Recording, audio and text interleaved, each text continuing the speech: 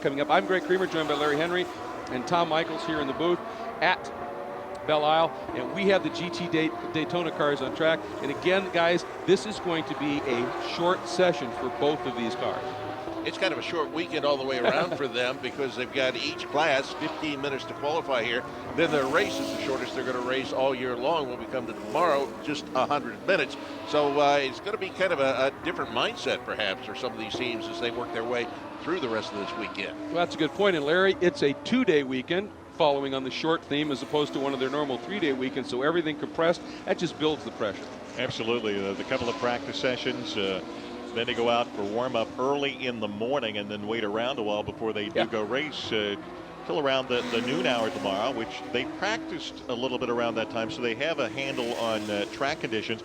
Well, we've had 4 series that have raced here today that have practiced, that have run various times on this track, and that's changing everything because the lines are starting to get dark in the turns. Absolutely. I mean, this is a street course, so it starts off dirty, dusty, very low grip, and with every session, everything changes. Lots of surface changes here, and as different tire rubber and the like gets laid down on the track, everything changes rapidly. 2.35 miles, 14 turns here around the streets and side roads of this beautiful park that is Belle Isle. You're watching right now as we are on our global web feed, and of course those of you here at the track on the big screens, the number 22 Alex Job Racing WeatherTech Porsche. One of the drivers of that car is the reigning champion from the American Le Mans Series GT Challenge category, Cooper McNeil. He is teamed with a former Rolex GT champion now in the car, and that is a guy named Lee Keen. Again, in GT Daytona, it is one of our Pro-Am categories where one of the drivers in the car has to be rated on the international level as either a bronze or a silver, a quote-unquote amateur driver. That doesn't really say much about their skill set, just that they don't make necessarily a living racing. The other driver in the car can be a full-on pro. Some tremendous talent behind the wheels of these cars. And again, a short qualifying session. As soon as we start to see some representative times coming up, we'll fill you in. In this class, GT Daytona, the fastest time was turned actually in the morning session. It was a little bit cooler. Bit of a surprise to me. It wasn't that warm today, and the track you would have thought would have been even grippier in the afternoon. The difference was just a matter of a few hundredths, but it was a 1 minute 33.720 in this morning's session. And so we will be watching for what will unfold here as these guys get with it here. Watching right now the beautiful Ferrari, the number 555, Ferrari 458 Italia from AIM Autosport. That is driven by Bill Sweedler and Townsend Bell. Townsend, the points leader at this stage in the championship. After that car with a different team and his pairing ended up winning the 24 Hours of Daytona. Then the team he was with sort of evaporated. AIM Autosport stepped in and said, well, we've run these cars before. Why don't we put a program together since you guys had such a good run at Daytona, keep your championship hopes alive, and they've done just that. Now currently it is Alessandro Balzan in another Ferrari 458 Italia, the 63 from Scuderia Corsa, that has just jumped to the top of the charts. Had a pretty quick here after only 2 laps, 135.076. That number he has put up. Mario Farnbacher, the number 23, that's another Alex Job run car. That is the Team Seattle entry. There is a look at the team entry. We talked about Spencer Pumpelly in the 45 car. That's Dion von Moltke. Probably might be Seth Nyman in the team's number 35 entry. That is also part of the Flying Lizard team. And of course this year running the Audis, a little bit different than what we're used to. You were talking about Townsend Bell, and I talked to Townsend yesterday. Of course, he had that big crash at Indianapolis during the 500 going into the turn 2 wall, which necessitated actually fixing the safer barrier. And he says, I am sore. I am still sore. I am still stiff from that accident. And now he's getting ready to take on the challenge, even if he only does a 30, 40, 45-minute stint in this race car in the 100-minute race on a track that's bumpy, bouncy, pulls you around, throws you around in the race car left and right. So hopefully those bumps and bruises won't be too sore on him when he races tomorrow. It's a very good point, and you bring up something for the race itself. Just to quickly remind it, for the GTD group, again a Pro-Am category, the rules require a 35-minute minimum drive time for the drivers each to be able to get full points. In the prototype range, which is all pro, 10 minutes. So you can actually have early stops and driver changes. Speaking of Flying Lizard and Spencer Pumpelly, the number 45 now goes to the top at a 1 minute 34.626, a 1:34.626. After his second lap, James Davison has jumped into second at a 1:34.89. Another guy who ran at Indy in the 007 V12 Aston Martin. Third is now the 23 Alex Job Team Seattle entry. of Mario Fahnbacher, Alessandro Balzan in the Scuderia Corsa Ferrari back to 4th. And the number 22 of Lee Keen, the WeatherTech car, sits now in the 5th spot. Right behind them, Christopher Haas driving the number 48 Paul Miller Racing entry. Oh, and Jerome Bleekenmolen now takes the number 33. That is the ViperExchange.com Port Lavaca Auto Group Viper GT3 car up into the 2nd spot with a lap of 1 minute 34.789. As the clock is ticking away here, we already are looking at just a little under 9 minutes left in this session, and you are watching Andy Lally in the number 44 Magnus Flexbox Porsche. And now we jump to another of the Scuderia Corsa machines, the number 64 entry.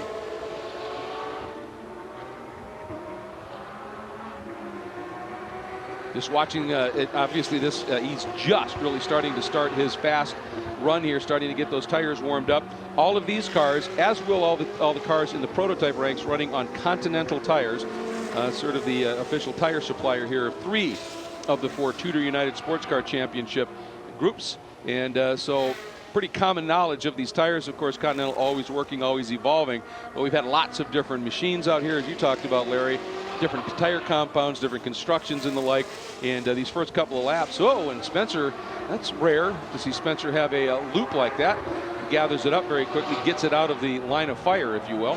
Now that's up in turn 3 where we come off the long straightaway.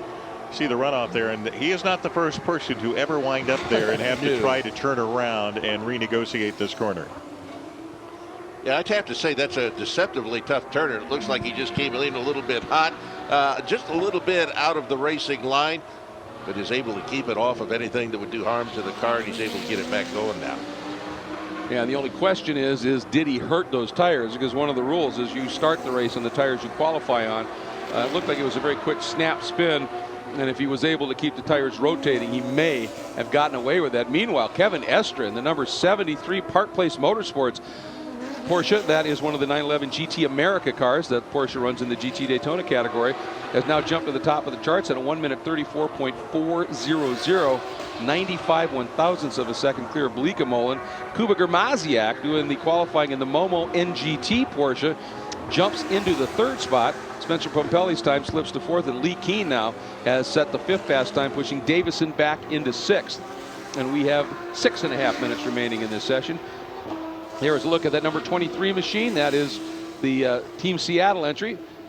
And Dane Cameron in the Turner Motorsports BMW Z3 goes to the top of the charts in the number 94 to 1 minute 34.320. And we're still off of those times that we saw run this morning, those high to mid 133s. But good lap by Cameron, and obviously he was taking a lot of time. 1, getting the tires warmed up, but 2, also assessing all of that stuff we're talking about on the track. And what does he have to be wary of here, if you will? Cameron is an exceptional driver, and I think he's set pretty soon to sort of explode onto the global scene. He's becoming widely recognized as one of the best pilots in North America, and a tremendous amount of potential for this young guy. And that Turner Motorsports team is one of the better teams. They've been able to put cars out, been always very, very competitive, and obviously he's got a great ride underneath him right now. His name continues to lap around here. Again, it was a 134.320 as he worked around this 2.34 mile track. That's 7 now into turn 8, and this is a great little complex. The right-hander at the end of the strand, then a couple of lefts, again slightly different radiuses. Now out onto turn 10, and this leads to that short chute up into a couple of pretty tricky corners down here, 12 and 13. Pretty interesting piece of real estate down here in an area, Tom, where you don't dare make a mistake. Absolutely not. And I'll tell you what, yeah, almost a mistake there, letting the car get out. We've seen a number of cars who, coming off that last set of turns here onto this front part of the race course, they let the car drift out there. The back end gets a little bit away, and you wind up thumping with the left rear into that wall, which can cause major problems. But they're kept it off the wall. We are in the waning moments here. Less than 5 minutes to go of the qualifying session for these cars, the GTD cars, and then we've got the prototypes coming out after that for 15 minutes. And we now have our first lap. Now we got our second lap, sub 134, and now they're coming fast. Alessandro Balzan in the 63 Ferrari went a 133.56, and then Spencer Pumpelly, spin and all, in the number 45 Flying Lizard machine, just went a 1 minute 33.413, and again splitting those two. Jerome Bleekemolen in that Viper, the SRT Street and Race Technology Viper, a 134.45.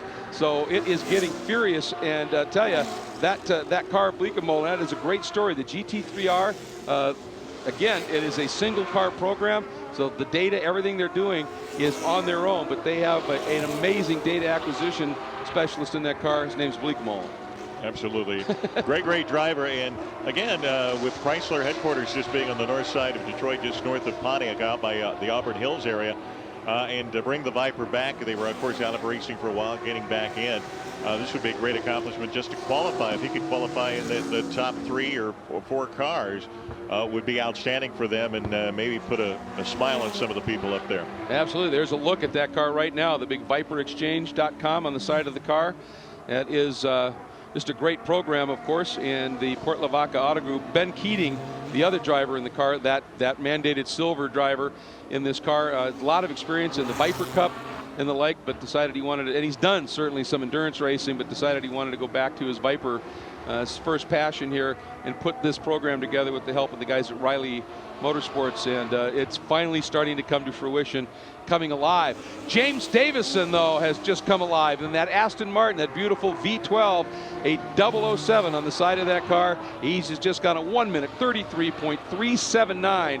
As you take a look at that machine, the Jet Set entry from the Racers Group, Aston Martin Racing. That's the TRG AMR there on the grill. And that is Kevin Buckler's great team that has worked and put this program together. And James Davison, a superb talent. Not a surprise to see him right up at the sharp end of things, and a great time getting down into that 133.379 range. And it really, watching him as we do, he seems as smooth as anybody out there, Greg. He's not putting a wheel wrong. The car doesn't seem to be coming out on him at all. No pushing, no oversteer, no understeer, nothing. The car just tracks right on through, and we're seeing that with the quick time. Well, and you know, on a street circuit in particular, precision is what you want, and I think now he's decided to back off just a little bit, maybe conserve those tires, letting the Team Seattle, I believe, Porsche slide through. But yeah, Davison absolutely spot on and everything, and that's one of the things those you know, that a lot of drivers talk about. For a front engine car, that Aston Martin does have really remarkable balance on the car, and that's everything.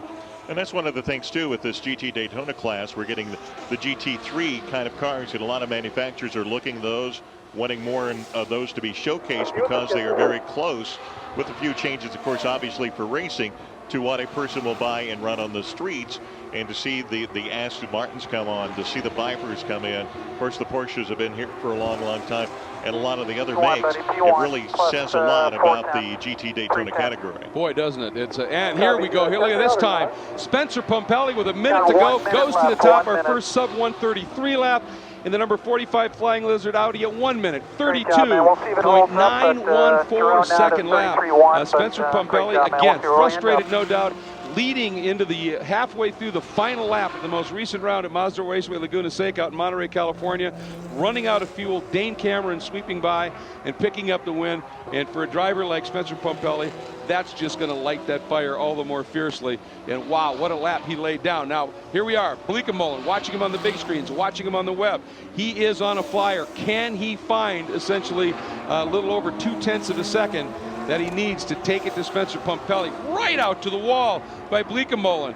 Absolutely pushing this car to its absolute limit right now, trying to find every bit of speed he can in this big displacement V10, hustling it down the strand, looking at turn 7. Again, a very much decreasing radius, but it starts so easy. You feed it in. See the handwork. Again, working on the wheel, trying to carry every bit of precision, keep that car lined up, not let it step out, but not scrub speed as he works through this really tricky sequence now into turn 9.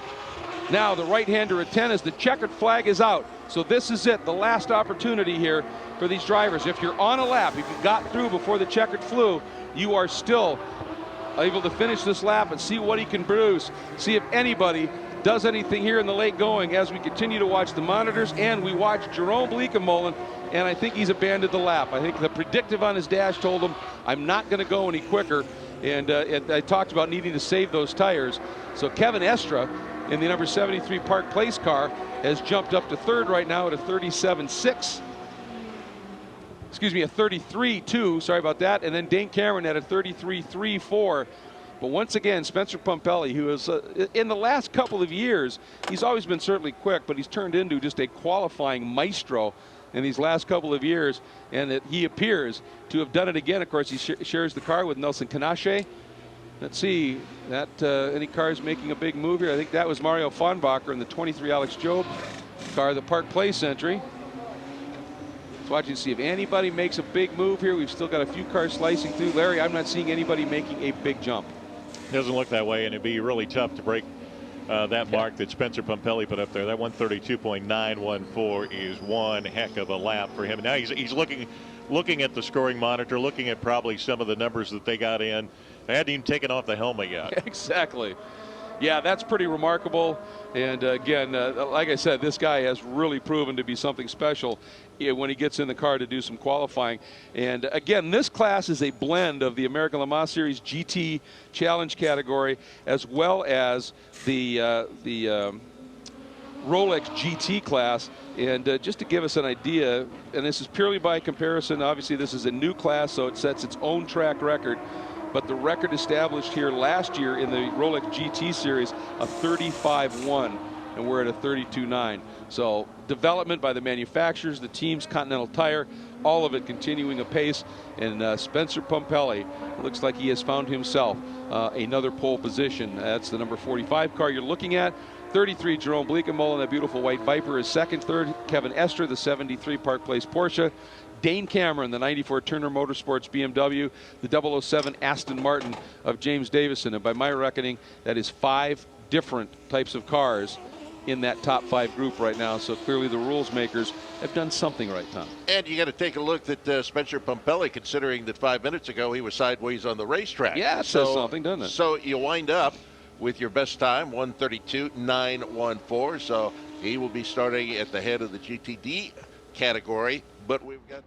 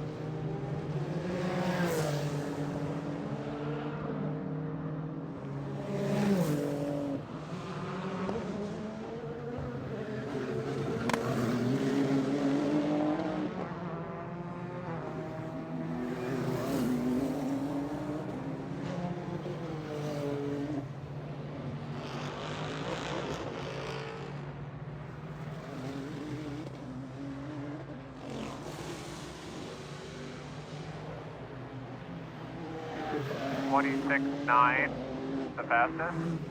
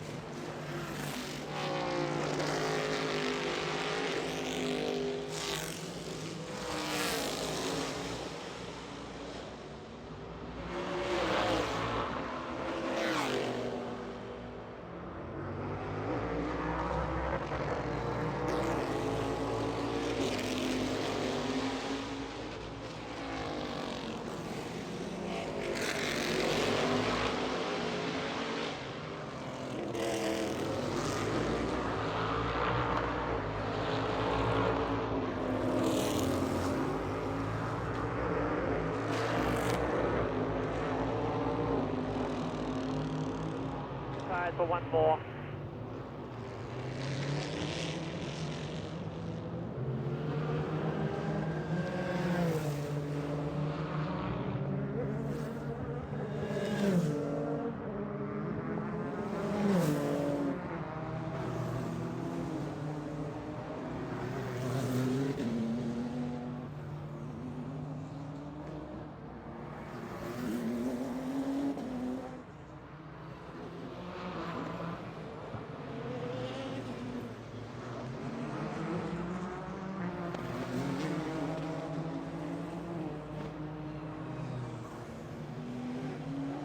Probably get one more lap.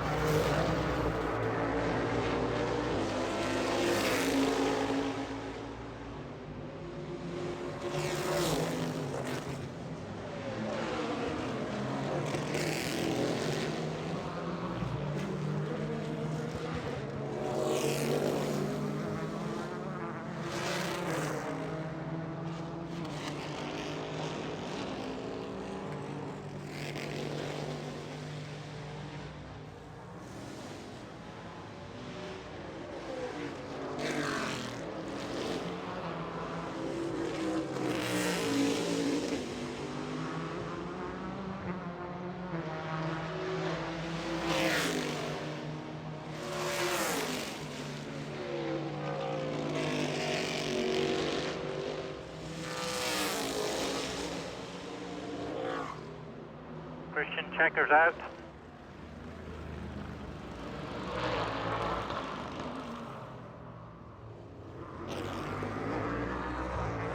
Good job, guys. Really awesome.